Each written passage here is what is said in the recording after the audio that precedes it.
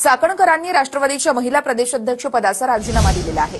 चाकणकरांनी महिला आयोगाच्या अध्यक्षपदानंतर पक्षाच्या प्रदेशाध्यक्ष पदाचाही राजीनामा दिलाय। उपमुख्यमंत्री सुनेत्रा पवार यांच्याकडे राजीनामा सुपूर्द करण्यात आलेला आहे।